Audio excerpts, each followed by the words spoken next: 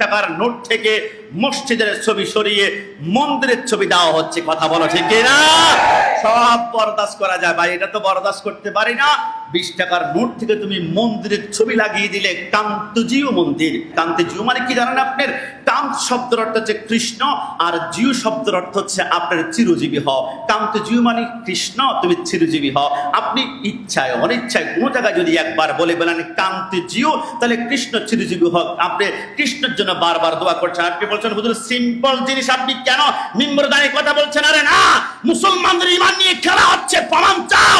মনে করো 20 টাকার একটা নোট তোমার পকেটের মধ্যে আছে, মসজিদে আসলা, গাউসুল আজম মসজিদে, তুমি 20 টাকার একটা নোট দান বক্সের ভিতরে অনুদান দিলা।